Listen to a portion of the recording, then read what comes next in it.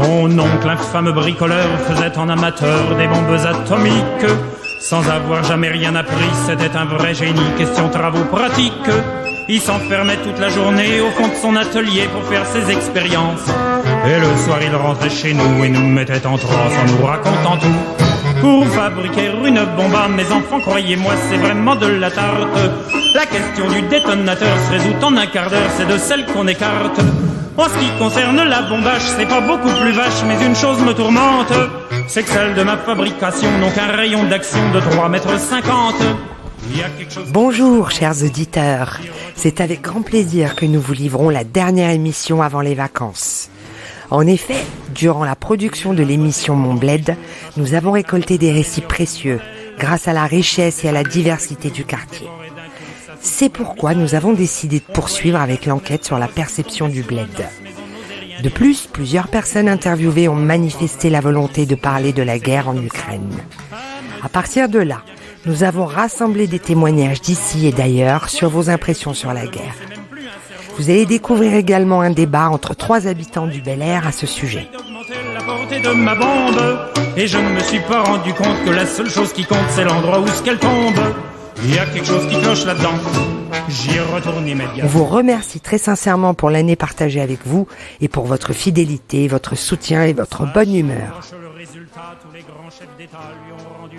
Depuis 3 ans, vous avez été de plus en plus nombreux à nous suivre, ce qui nous conforte dans l'idée de poursuivre la collecte de récits et d'impressions, et de pouvoir donner la parole à celles et ceux qui en sont trop souvent privés. Prenez soin de vous et de vos proches. On se retrouve à la rentrée avec de nouveaux projets. Venez nous rejoindre pour participer aux prochaines émissions de la radio Les Voix du Château. Mais je jure devant Dieu, comme mon âme et conscience, en détruisant tous ces tordus, je suis bien convaincu d'avoir servi la France. On était dans l'embarras, alors on le condamna, et puis on l'amnistia. Et le pays reconnaissant, l'élut immédiatement chef du gouvernement. Con jingle.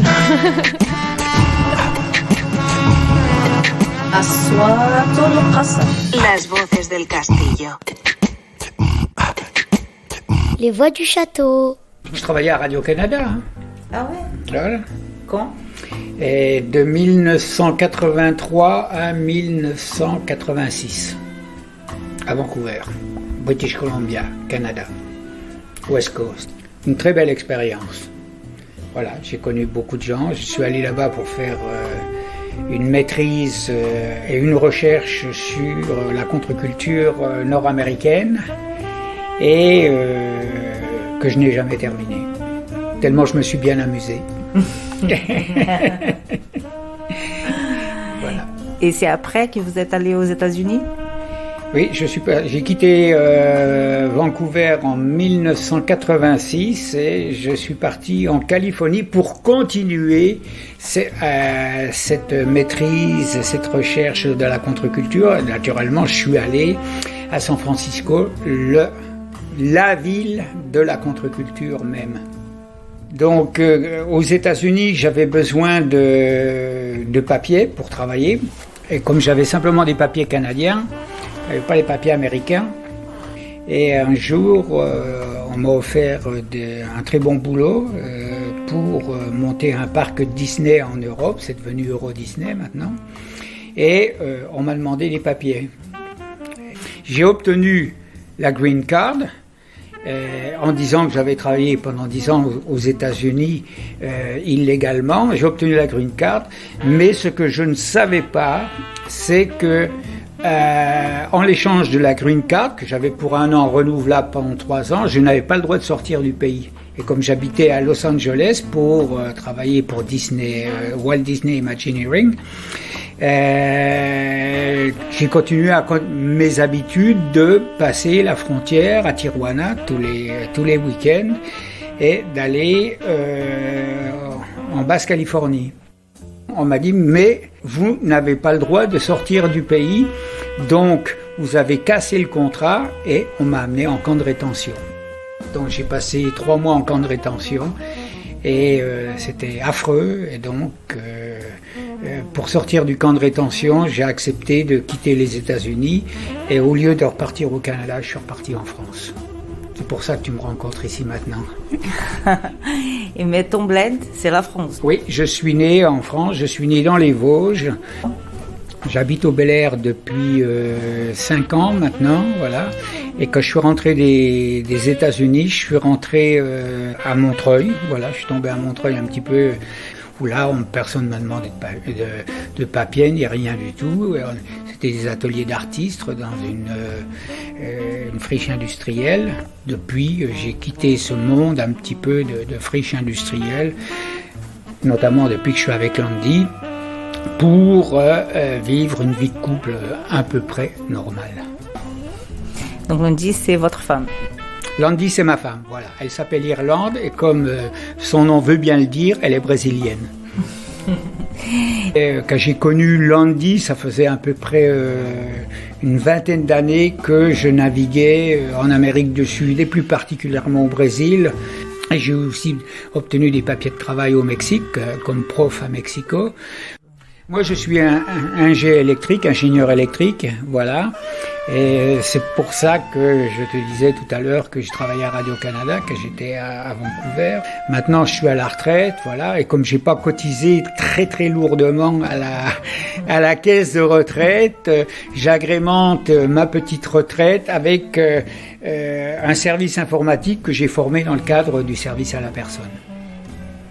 Et on est bien à Montreuil. Montreuil, c'est quand même une vie cosmopolite, hein, où donc il y a un gros brassage d'étrangers. La preuve, la cité dans laquelle j'habite, là, on partage cette cité, 56 appartements et 56, je dirais pratiquement une bonne partie de différentes nationalités. Donc à Montreuil, je continue à voyager, c'est toujours avec grand plaisir. Mais quand je suis à l'étranger, qu'est-ce qui me manque de Montreuil? Naturellement, c'est l'ouverture incommensurable qui existe à Montreuil. Voilà, je suis Gilles, je suis habitant du Bel Air, quartier populaire de la ville de Montreuil. Voilà, et j'y vis avec mon épouse Landy, mon fils Diego qui travaille au bar tabac de la mairie, et mon ex-épouse qui habite à 150 mètres de chez moi. Ça fait que quand je dois verser une larme, je peux aller chez mon ex-épouse pour verser ma larme. Merci beaucoup, Gilles.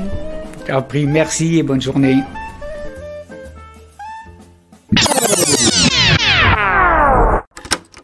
Qu'est-ce qu'il y a de beau dans ton histoire? Mais qu'est-ce qu'il y a d'incroyable? Je m'appelle Thiago, je suis du Brésil et je vis à Londres. Malheureusement, j'ai dû sortir du Brésil pour fuir la violence. J'étais un peu traumatisé même. Mais heureusement, j'ai augmenté mon networking ici et j'ai trouvé beaucoup d'opportunités dans mon métier.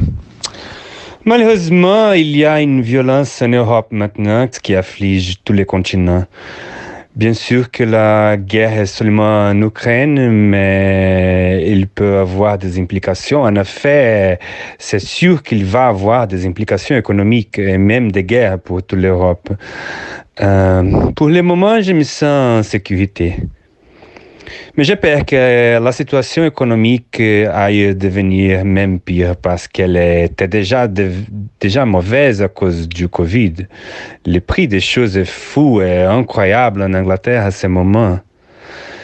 Je voudrais savoir plus sur le gouvernement de l'Ukraine parce que je ne suis pas super fan de Poutine, mais tous les médias ont un discours qui élève l'Ukraine comme le bon élève. Mais par ma expérience, il n'y a pas un gouvernement qui est à 100% juste, et égalitaire et bon, etc.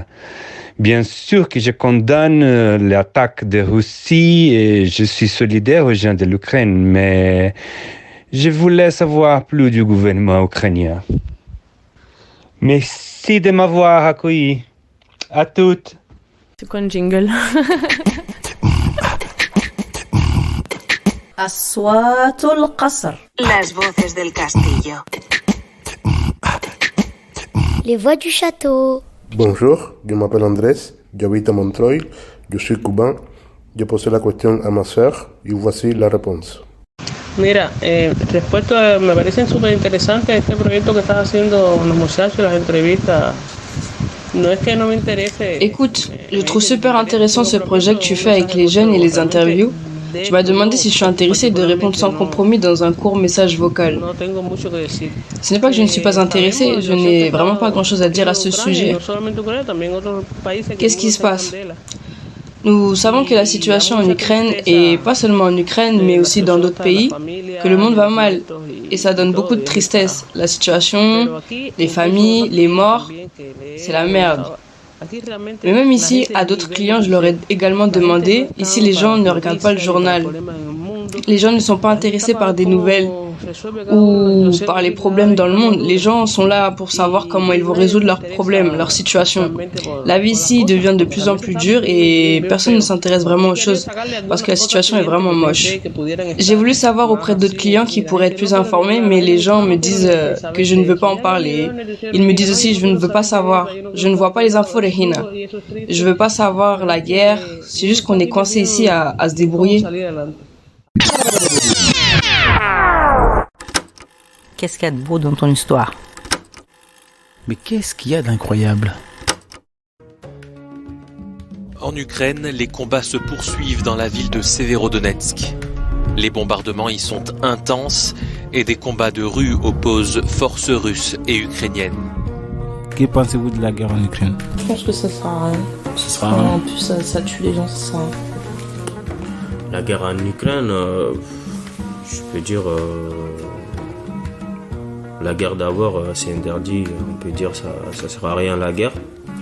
Mais la guerre d'Ukraine n'aura pas eu lieu s'ils avaient respecté les consignes,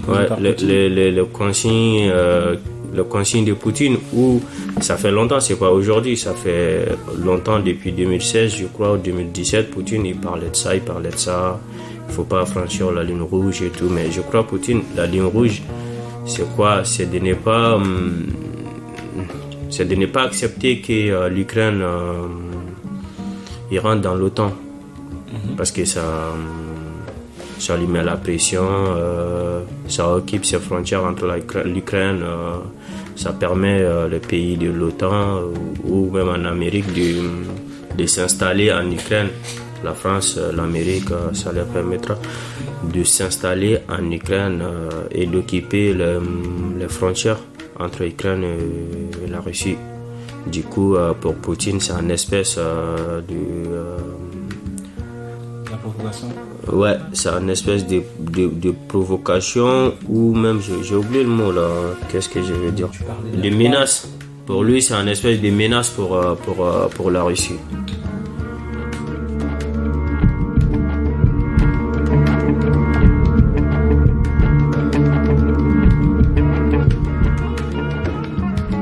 Pour moi, en fait, il n'y a même pas de guerre. Pourquoi je dis ça? Parce que, en fait, les Européens, ils ne prennent les choses telles qu'elles ne sont pas, quoi, tu vois. Parce que nous aussi, on avait de la guerre avec Chine depuis 2012. Elle n'était pas considérée autant que celui-là. Il y avait la guerre en Syrie aussi. Et même l'autre pays, là, comment il s'appelle? Afghanistan ou Palestine. Voilà, la Palestine aussi. Donc, ils n'ont pas eu tous ces genres de flux comme on le croyait en Europe. Mais si juste un côté, si une partie de l'Europe qui est attaquée sur le monde, c'est comme si c'est la fin du monde, quoi. Donc pour moi, Poutine sait qu'il fait, il a raison. Ça, c'est mon point de vue.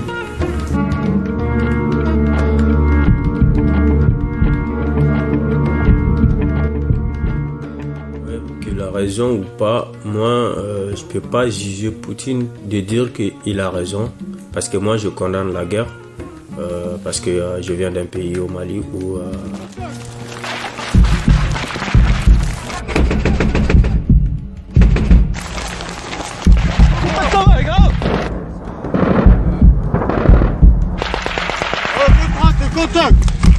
Chacun se déplace.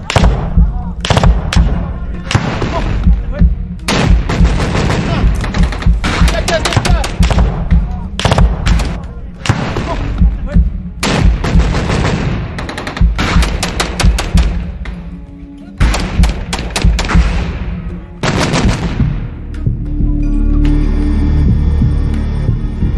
Mali, 11 janvier 2013.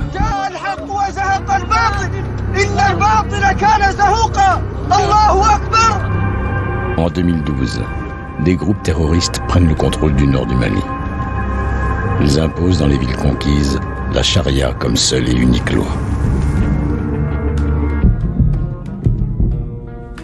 Les conséquences de la guerre, moi j'ai subi un peu, je peux dire, même si je suis pas de cette région-là vers le nord, mais j'ai subi les conséquences de la guerre au Mali. Ça concerne toute la population, c'est pas que les parties qui sont affectées par la guerre et tout. Moi j'ai subi ça. Du coup, aujourd'hui, je me permets pas de dire que de faire la guerre, que c'est bien. D'attaquer une ville, que c'est bien aussi. Mais cette guerre n'aura pas eu lieu. Ce que j'avais dit tout à l'heure. C'est que c'est ce que le président d'avant il avait essayé de faire. Parce que lui, au début, il voulait rentrer dans l'OTAN, mais après, il a bien réfléchi. En fait, il lui disait non, c'était pas la peine. Donc, du coup, tôt ou tard, le mec qui est en place maintenant en Ukraine, en fait, c'est comme un petit clown. Ils l'ont marmaillé, quoi, je veux dire. Donc, il a entendu les pays de l'OTAN. Il a essayé de jouer au petit con, quoi. Poutine lui a averti, il n'a pas écouté. Donc, du coup, il est rentré, ça lui a fait. Et maintenant, là, ils pleurent, ils disent que l'OTAN ne veut pas de l'Ukraine, en fait, quoi, tu vois. Mais je reviens un peu sur ton truc. La guerre au Mali, moi aussi, j'ai subi. Hein. Je sais quoi, si tu te rappelles, un jour quand les terroristes ils ont annoncé qu'ils vont attaquer Bamako, c'était un vendredi. Mais je me rappelle bien de ce jour-là, en fait. Comme on le dit un peu chez nous aussi, chacun son tour chez le coiffeur. Donc ces jours-là, nous, on était dans le même problème que les Ukrainiens, en fait, tu vois. Mais Dieu merci, ça va un peu chez nous. Parce qu'ils n'ont pas considéré ça comme une guerre. Ils croyaient que c'était des petits bandits qui attaquaient un pays.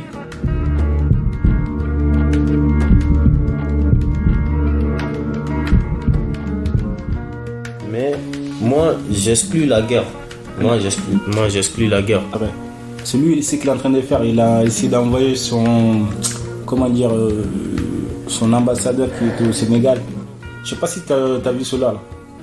D'aller chercher les Africains pour venir au secours des Ukrainiens. Ouais. Je sais pas si tu as entendu ça. Je crois qu'on est dans les années 1980 comme ça. Ouais. Moi, je crois que ça, c'est des foutages de gueule vis-à-vis envers les Africains. Vu la situation d'Ukraine aujourd'hui, vu que la Pologne fait un tri entre les réfugiés ukrainiens et les immigrants les immigrants africains, que ce soit pays de l'Afrique arabe ou Afrique noire, il fait un tri d'accepter les Ukrainiens qui sont la peau blanche de rentrer en Pologne, mais il refuse les Africains d'entrer en Pologne et ça. Je crois les dirigeants ukrainiens, ils savent ça. Ouais, ils savent ça, ils sont au courant et ils acceptent ça. Et aujourd'hui, c'est eux aussi, en même temps, ils font ça en Ukraine aux Africains et en même temps, ils vont en Afrique pour demander une aide. Genre, pour moi, c'est un manque de respect. C'est pas une question d'aide ou truc. Pour moi, c'est un manque de respect vis-à-vis aux pays africains, vu aussi que les pays africains, ils écoutent ce que les Occidentaux ils disent, ils font ce que les Occidentaux ils disent. Du coup, ils pensent à ça que peut-être nous, on est des Occidentaux, nous, on est Ukraine, on a un problème, vu que comment la Deuxième Guerre mondiale a été passée, pour la France n'aura pas été la France sans l'aide des Africains, notamment les tirailleurs sénégalais qui presque tout le continent africain ou même la majorité du continent Afrique de l'Ouest, Sénégal, Mali, la Guinée, la Côte d'Ivoire, un peu partout, tu vois, et surtout l'Algérie aussi, tu vois. Donc l'Afrique a participé pour la libération de la France, Du coup, et ils ont cette espèce, ils ont cette espèce d'imagination dans leur tête. Oui, si l'Afrique, ils ont accepté de venir au secours de la France pour la liberté, ou pour aider la France, peut-être ils vont accepter aussi de venir nous aider. Mais ils oublient un truc, que c'était Afrique d'avant. C'était l'Afrique de 1940, 1945. Mais c'est pas maintenant, c'est pas l'Afrique de maintenant. L'Afrique de maintenant ne ressemble plus à l'Afrique d'avant. Et moi, je condamne ça. Et moi, je rentre pas dans ces débats-là, ou même d'avancer plus loin, de donner une espèce de valeur à ces débats-là qui font aujourd'hui, qui fait le tour d'internet sur les plateaux, qui Afrique il veut venir. Non, la guerre en Ukraine, ça reste la guerre en Ukraine.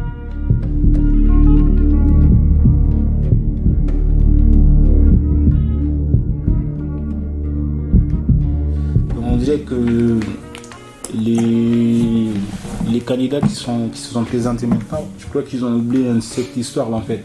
Soit ils font semblant, parce que quand l'Afrique est venue sauver la France, je prends un petit exemple, le conflit qui est entre la France et le Mali, en fait, tous les candidats, ils se sont dit, le Mali n'est pas reconnaissant envers la France en fait.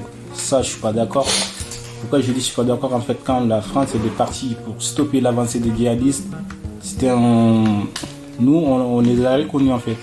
Et il y avait des enfants même qui étaient surnommés au nom de François Hollande, soit Daniel Boité, comme ça. 18h30, place de l'Indépendance à Bamako. Le choix du lieu n'a pas été fait par hasard. Un symbole pour filer la métaphore d'une nouvelle délivrance.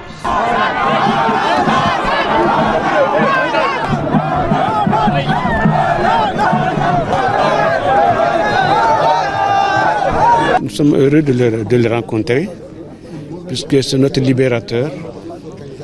On est très content de le voir à côté de nous, parce qu'il nous a libérés de ces bandits armés. Merci beaucoup de nous avoir enlevés de ces... L'avenir du Mali, c'est l'avenir de la France. Mais c'est surtout la population de Tombouctou, libérée il y a quelques jours à peine, qui a fait l'accueil le plus chaleureux au président français. Rebaptisé Papa Hollande, le pacificateur ou encore le libérateur, le président s'est offert un bain de foule au milieu des Maliens en liesse. Moi, j'ai pas compris un truc. Excuse de te couper la parole. Mais on parle de la guerre en Ukraine ou on parle de la guerre en général? J'ai tout. Donc, moi, je suis en train de faire un petit lien entre la guerre qui est chez moi et la guerre qui est en Ukraine en fait. Au début, quoi, tu vois. C'est pas que chez nous. C'est pas la guerre qui est chez nous qui est mise à côté. Il y avait la guerre jusqu'à présent, pas Centrafrique. Jusqu'à présent, il y a la guerre en Palestine. Et que la France, elle est restée bouche bée. J'aurais dit pas, il essaie de cacher les vrais trucs de ça. Et il y a d'autres guerres dans le monde entier que la France, ils font pas de polémique sur ça. Mais depuis le déclenchement de la guerre d'Ukraine, l'occupation de l'Ukraine par la Russie, partout dans les médias français, partout à la télé, tu peux même plus regarder BFM TV, tout. Tu rentres sur internet, tu vois que surtout, notamment, il y a la guerre, on parle partout dans le monde, mais la France, on dirait c'est la France qui est attaquée. Ouais, ça j'avoue. On dirait que c'est la France qui a subi l'attaque de la Russie.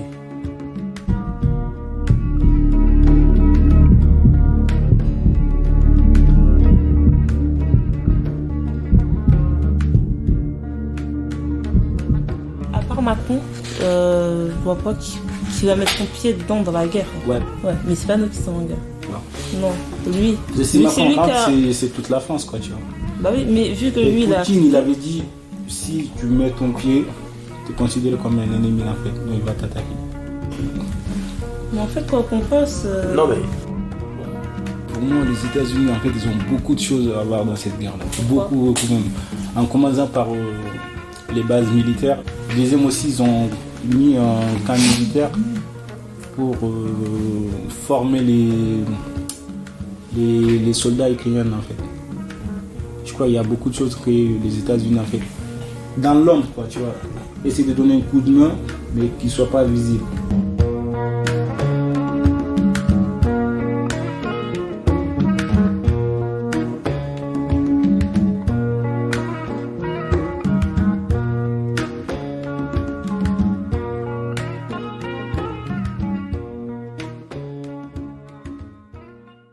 C'est quoi un jingle?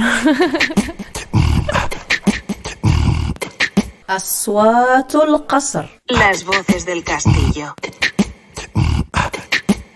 Les voix du château. Yo soy Soledad de Valparaíso, o sea, soy una porteña en Chile y je m'appelle Soledad et je viens de Valparaíso. Je suis une habitante du port de Valparaíso au Chili. En tant que métisse, je pense que j'habite un territoire qui me fait me sentir libre, tranquille, pleine d'affection et d'appartenance identitaire. Je suis intrinsèquement de Valparaíso.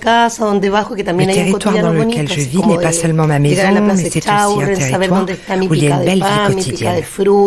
Le fait d'arriver à la place Chauren, savoir où se trouve mon épicerie, où acheter des fruits, du pain, savoir où promener mon chien, c'est le lot quotidien d'un quartier où l'on vit. Je marche beaucoup et mon travail se fait dans la rue. C'est pourquoi j'expose cet espace géographique. Du coup, à partir du moment où je sors de chez moi, jusqu'au déroulement de toute ma journée jusqu'à 21h, tout peut changer. Je sors avec un corps de femme en toute tranquillité. J'avance à vélo, plus ou moins rapidement, selon le territoire, car elle change le jour et la nuit à Valparaíso. Qui plus est, dans le quartier où je vis, qui est le quartier du port. Le jour, c'est le petit vieux alcoolique, ou la voisine, et la nuit, c'est l'accro crack. À partir de là, les nuits sont différentes, y compris dans le quartier où je travaille, qui est le quartier du Coming. Les narcotrafiquants ont pris d'assaut le quartier dans le but de faire disparaître la première ligne, l'équivalent des Black Blocs. La première ligne est un groupe de jeunes anarchistes qui luttent pour la résistance et dont l'objectif est d'en faire une ville antifasciste. Le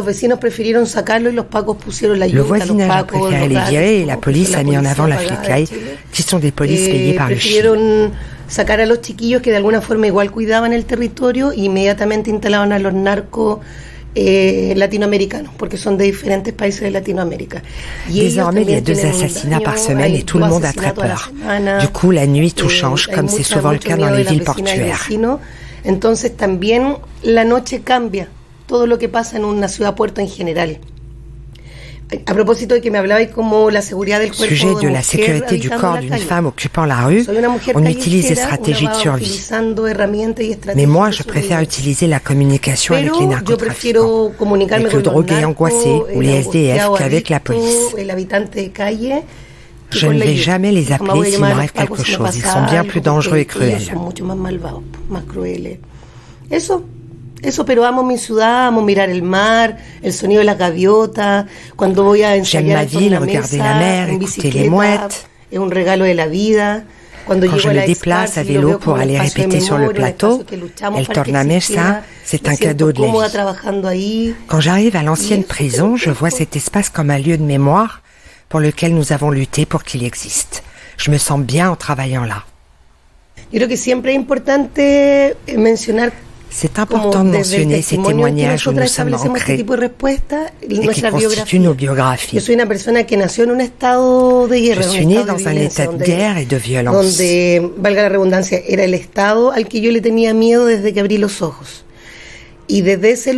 Le jour où j'ai ouvert les yeux, j'ai eu peur de l'État. J'ai compris que la seule solution pour ceux qui vivent dans des territoires violents était de revenir à nos racines et à nos peuples originaires. D'écouter leur vision du monde, leur façon de respirer, leur résistance, leur lutte, et ici le peuple mapuche qui mène une lutte très forte, digne et admirable. una lucha muy fuerte, muy digna y muy admirable.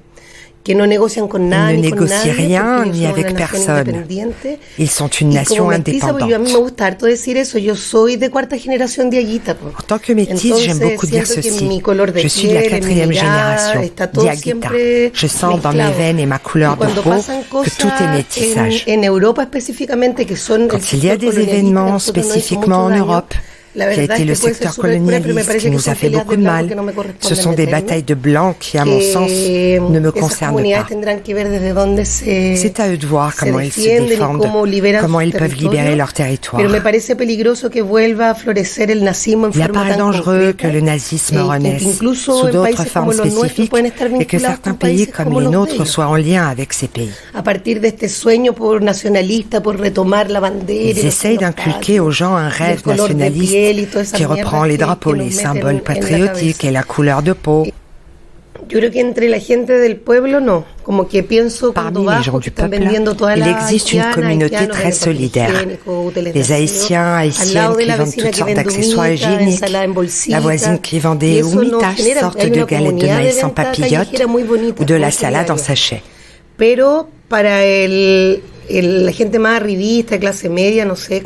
pour les gens plus arrivistes de classe moyenne, il faut une différence quand c'est un Français, un Allemand ou un Italien qui arrive. À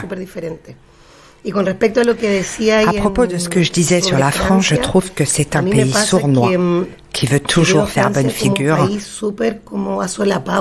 en tant que grande démocratie qui défend les droits de l'homme.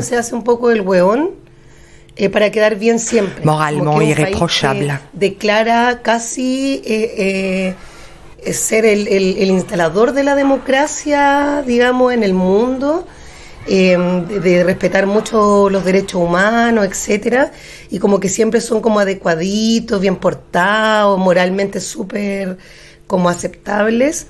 Pero han sido colonialistas, asesinos. Or, elle a un passé colonialiste, meurtrier, envahisseur, et tout est dissimulé de façon sournoise.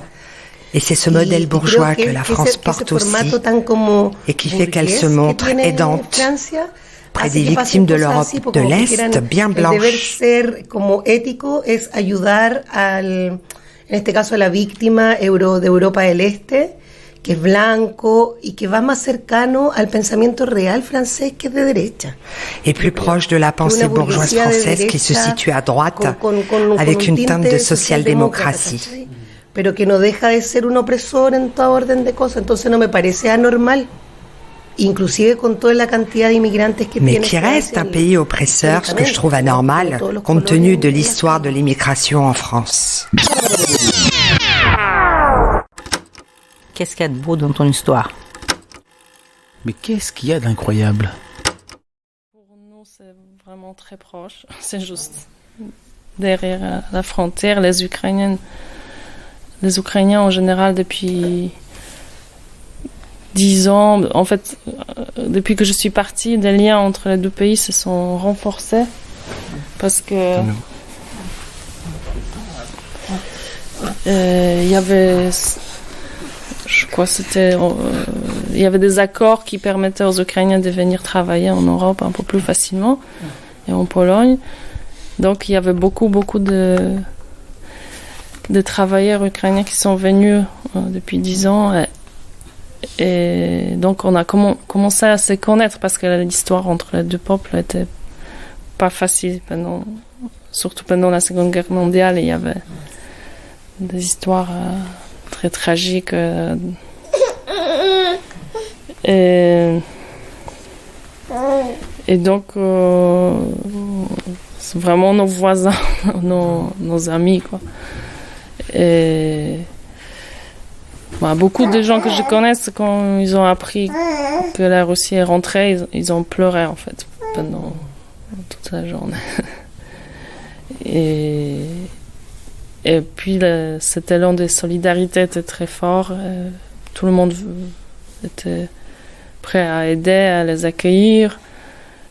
Après, ça se passe vraiment au niveau citoyen. C'est pas vraiment organisé de manière étatique. Donc notre État, il n'est pas vraiment comme ça, le gouvernement de droite. Et d'extrême droite. Oui, c'est à la limite de l'extrême droite. Et très droite. Fascisant.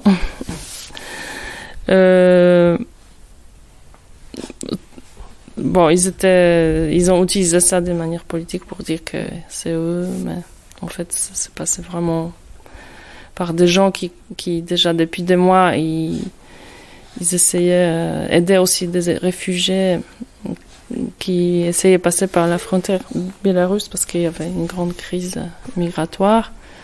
Et notre gouvernement a construit au lieu d'aider les gens, ils construisent des murs. Donc il y a malheureusement d'un côté on ouvre des portes grandes ouvertes, mais d'autres on les laisse derrière un mur. Donc c'est vraiment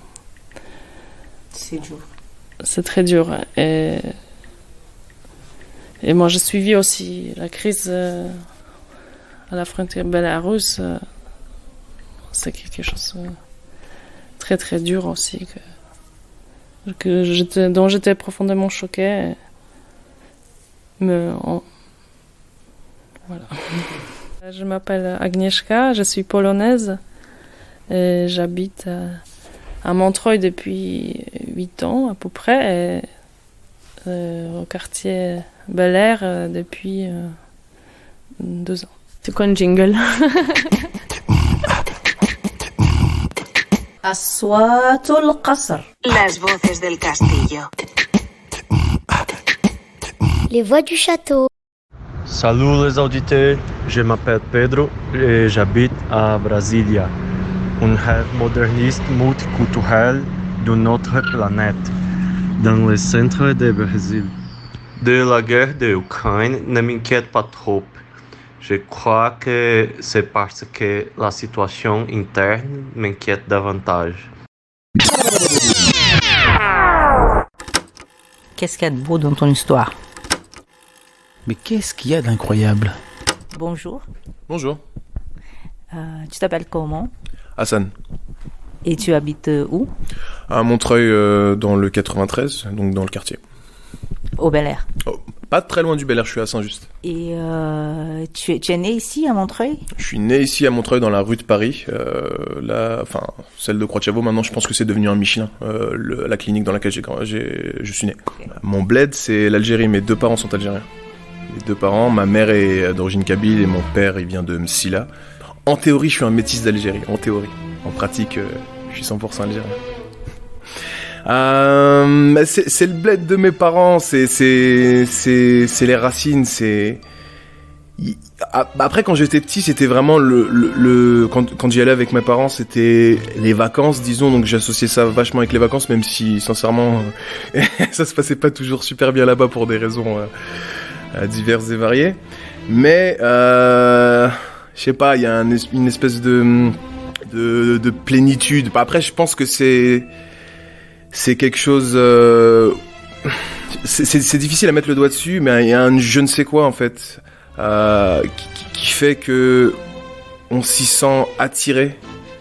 Mais après, c'est parce que ça fait partie de mes parents, ça fait partie de mon sang. C'est quelque chose de difficilement explicable. Et... ok. Alger, c'est la ville de ma mère, c'est la ville que je préfère. Je suis jamais malheureusement allé à Oran, qui est censé être un peu plus festif. La ville de ma mère et la famille de ma mère principalement, j'y suis fortement attaché. Et disons que c'est beau, les gens sont sympas, il y a de la bonne bouffe et tout. Mais après, en ce moment certainement, ça doit être un peu compliqué. Avec tous les événements des dernières années. Il y a aussi le désert qui est absolument magnifique. Le désert c'est rien du tout, mais c'est magnifique. C'est bizarre à dire, mais il y a rien, mais c'est magnifique. Donc je pense que c'est vraiment pour les adeptes d'introspection. Le désert, je pense que c'est vraiment un endroit parfait parce que on se rend vraiment compte qu'on est vraiment pas grand chose.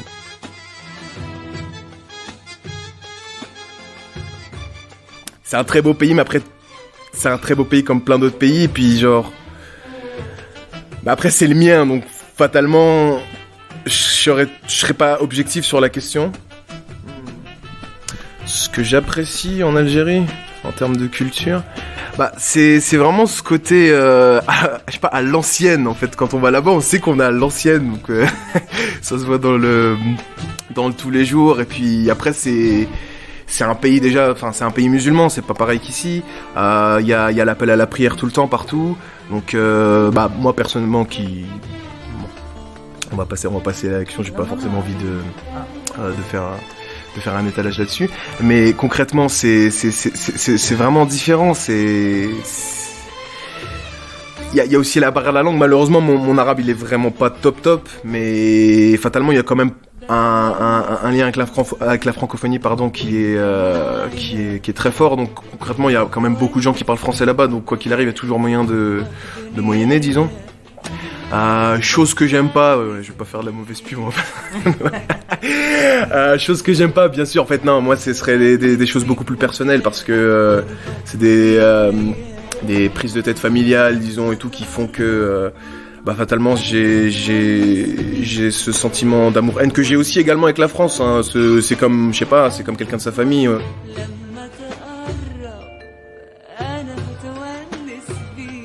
Ah oui, là, Montreuil, j'ai grandi, Montreuil, c'est ma patrie, il y a quelque chose de vraiment spécial dans Montreuil, mais après, j'ai pas envie de dire ça vraiment parce que je pense que n'importe qui pourrait dire ça de son bled d'une certaine façon si tu utilises les bonnes lunettes, en fait.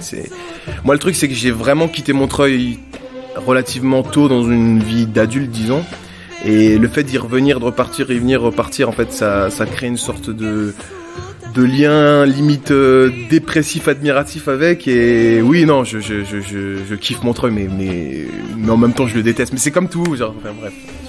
Ouais, j'ai pas de juste milieu avec les choses. Moi, c'est soit je kiffe, soit je déteste, et c'est selon le moment, selon ce que j'ai mangé, selon tout. Et pour Montreuil, qu'est-ce que tu aimes les plus de Montreuil? Qu'est-ce que tu penses à Montreuil? Tu penses à quoi? Tu dis c'est Montreuil ça. Le parc des Beaumont. Sans hésitation. Le parc des Beaumont, pour moi, c'est Montreuil. Enfin, je déteste comment il a changé, honnêtement. C'est quelque chose qui me rend dingue. La manière dont... En fait, pour moi, c'était sauvage. J'ai presque été élevé au parc des Beaumont dans le sens où les étés, justement, où j'allais pas au bled, j'allais au parc des Beaumont. Et on ramassait des murs, et puis on avait un endroit où on ramassait des bâtons, et on avait un endroit où on se battait avec ces bâtons, puis il y avait un endroit où on buvait parce qu'il y avait une fontaine, puis là maintenant c'est rendu, je sais pas, ils ont foutu des chèvres et tout. Enfin, chacun son truc, mais moi personnellement je kiffe pas. Moi j'ai plus envie de me focaliser sur le fait que j'adore Montreuil, j'ai grandi ici. Pour moi c'est à la porte de Paris, donc on a vraiment le meilleur des deux mondes. On a des beaux parcs, on est vraiment à 2 pas de Paris. On prend la ligne 9 en 40 minutes, on a la Tour Eiffel. Je veux dire, Montreuil c'est une des meilleures villes dans laquelle tu peux vivre si tu veux être en banlieue. Franchement, j'espère que d'une certaine façon personne n'entendra ça parce que j'ai pas envie qu'il y ait plus de monde qui vienne. Non, c'est pas vrai. Venez, c'est sympa. Mais non, Montreuil c'est cool, c'est vraiment cool. Et pour finir, tu peux toi-même te présenter? J'imagine, oui. Moi c'est Hassan, je vais avoir 30 ans samedi. J'ai grandi ici jusqu'à mes 18 ans et sur un coup de tête je suis parti vivre à l'étranger. En revenant je me suis aperçu que j'avais envie de voir autre chose encore, puis depuis les 10 dernières années je fais que bouger, et puis c'est une vie dans laquelle je suis assez satisfait. C'est, je pense, la chose qui me définit le plus, le fait d'avoir autant bougé. Merci beaucoup Hassan. Je t'en prie.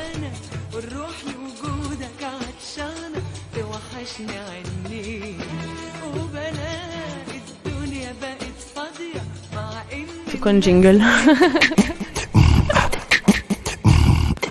أصوات القصر. Las voces del castillo. Les voix du château. Leaving the US and watching the news in general here, you can always tell that of course, everybody knows that the US is very self-centered. Quand tu vis aux États-Unis et que tu regardes les informations, tu vois, et tout le monde le sait, que les États-Unis sont trop autocentrés.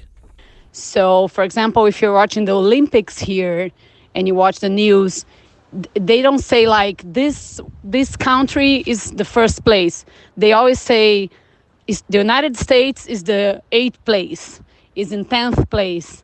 So it's always the point of view of America. Par exemple, si tu regardes les Jeux Olympiques, ils ne disent jamais tel pays est arrivé en premier, tel pays en deuxième.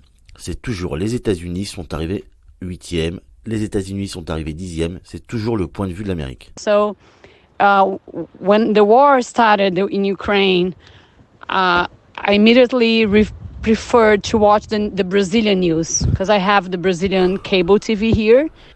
Quand la guerre a commencé en Ukraine, j'ai tout de suite choisi de regarder les infos dans une chaîne brésilienne, car je suis abonné à une chaîne brésilienne.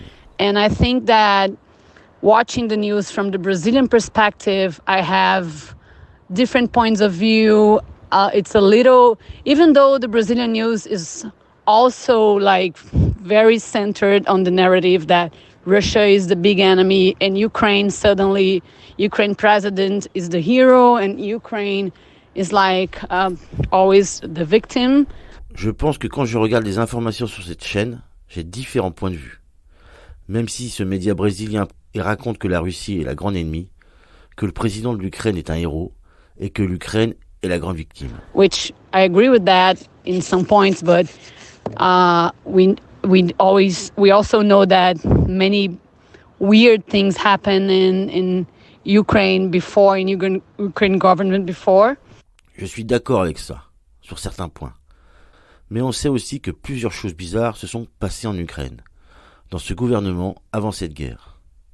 And I feel that if you're only watching the US narrative, you are always getting this narrative that the US enemies are the enemies, and I don't see a lot of different points of view. Et si tu regardes que les informations des États-Unis, tu auras toujours ce point de vue que les ennemis des États-Unis sont les ennemis.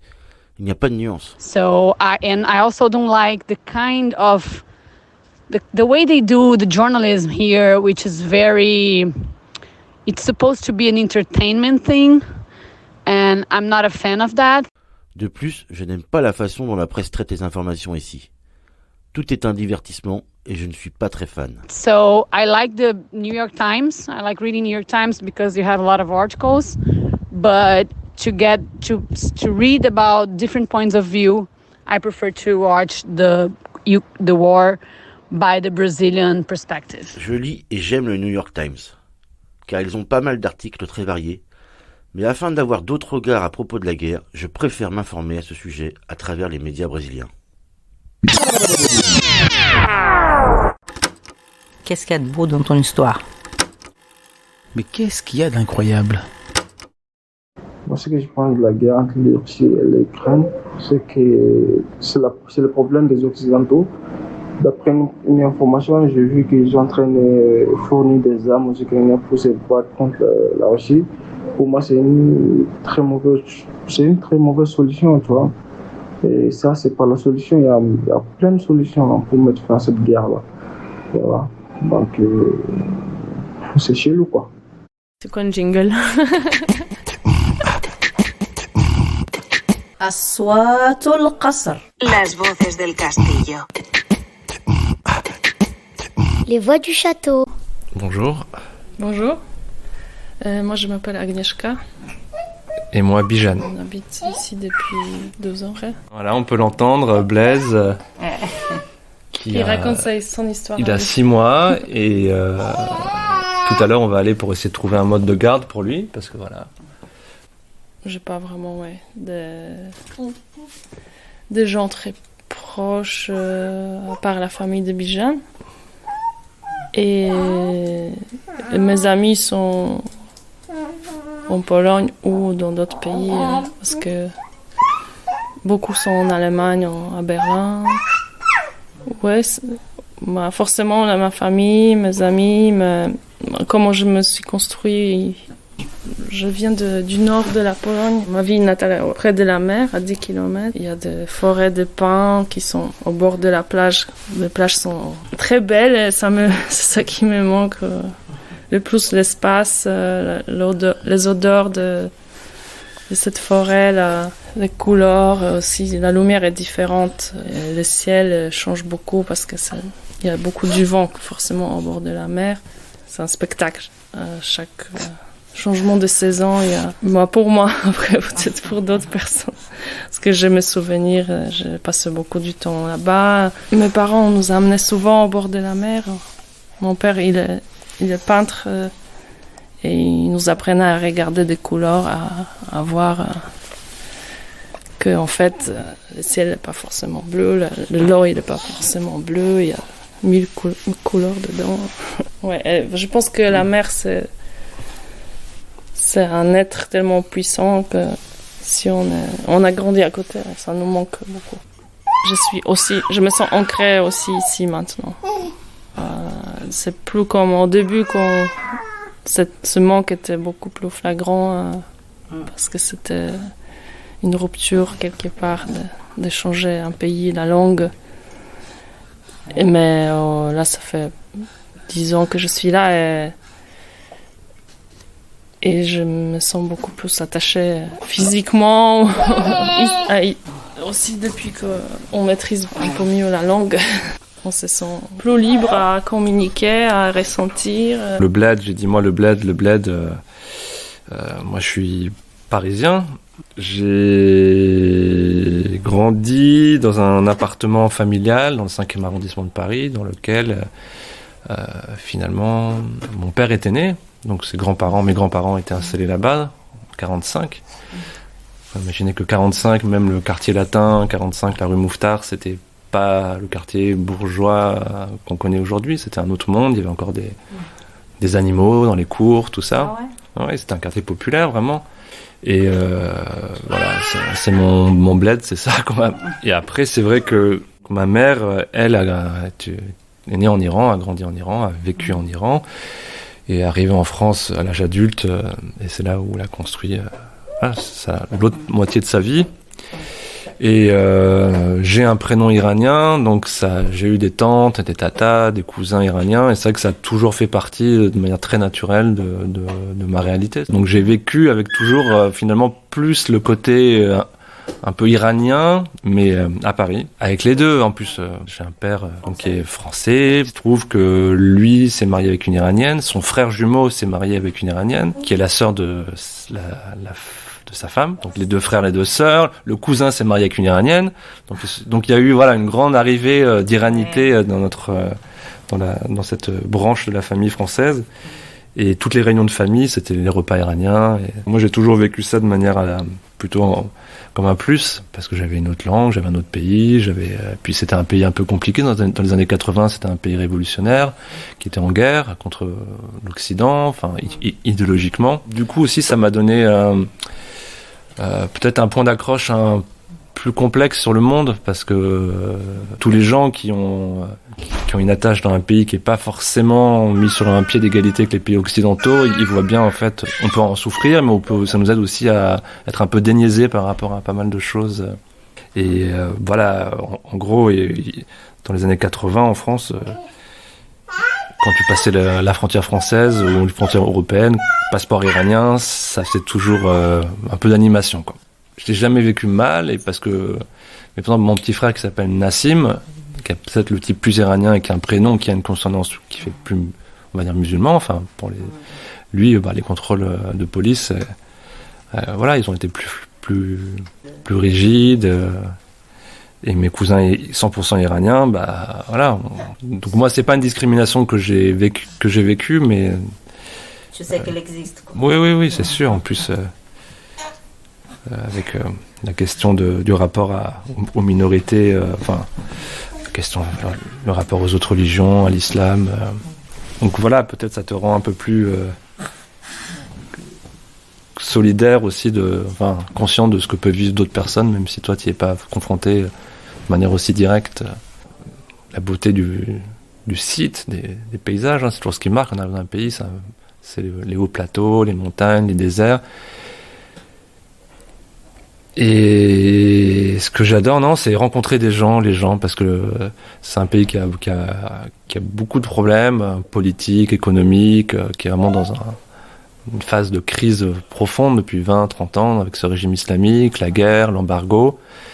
Et ce qui est étonnant, c'est de rencontrer des gens et comment de voir comment ils se débrouillent pour vivre, pour continuer à avoir de la joie et toute l'intelligence que ça demande et les ressources. Enfin, voilà, pour moi, l'Iran, c'est tous les gens que j'ai rencontrés là-bas, quoi. C'est pas un site touristique, quoi. C'est vraiment, puis la nourriture, l'art de vivre, cette manière de savoir rester vivant malgré tout. Et ça, c'est la force des vieux pays, quoi. Je sais pas, tu retrouves ça en Grèce aussi, c'est-à-dire que malgré tout, les difficultés, il y a quelque chose qui arrive à résister, quoi. Oui, moi je voulais dire qu'on a découvert un lien insoupçonnable entre la Pologne et l'Iran. Il y a des choses un peu communes, je sais pas, certains plats ou des mots, des choses dans lesquelles on se reconnaît en fait en Iran et en Pologne. Il y a le même plat, genre salade d'olivier. Et comme c'est une langue indo-européenne, on retrouve des mêmes mots qu'en Pologne. Il y a une sonorité qui est parfois familière.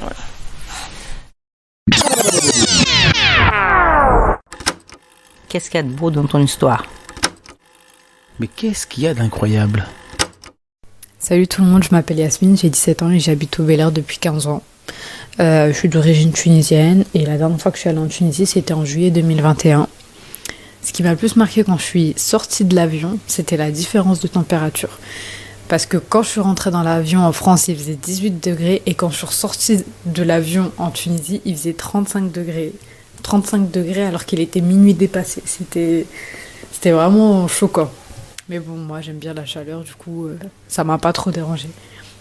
Ensuite, un autre truc qui m'a marqué, c'est la sécurité. En Tunisie, il y a plein de policiers devant l'aéroport pour soi-disant surveiller, etc. Mais bon, il y a plein de gens malveillants, je crois beaucoup plus que les policiers. Du coup, il faut grave faire attention à ses affaires ou même à sa propre personne parce que vraiment, il y a des gens, ils attendent juste de voir les touristes, etc. sortir pour leur prendre leur argent vu qu'ils savent qu'il y a les bureaux de change à l'intérieur de l'aéroport. Du coup, voilà quoi, il faut faire attention.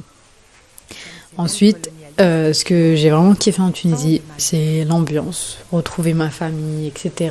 Les gens, il y a beaucoup plus de proximité avec des gens, beaucoup moins de formalités, etc. Et moi, j'aime bien être en contact avec les gens et pas avoir ces barrières entre nous, etc.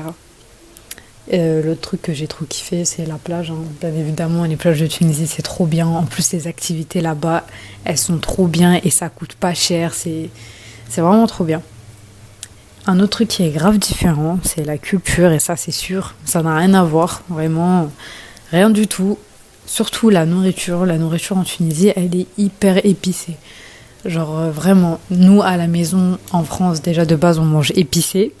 Mais quand tu vas au bled et que tu manges dans les hanout c'est des petits stands, on va dire des petites épiceries qui vendent plein de trucs.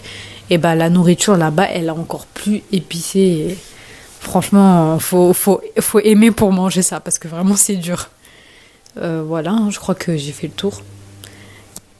Et c'est un super pays, super beau, avec des gens malveillants, mais beaucoup de positifs, beaucoup de personnes très très gentilles. Et j'en ai fait l'expérience dans certaines situations où j'ai été confrontée à ça. Et vraiment, c'est un pays à faire. Pour surtout avoir des vacances à moindre coût et tout, c'est vraiment un pays à faire. C'est quoi un jingle?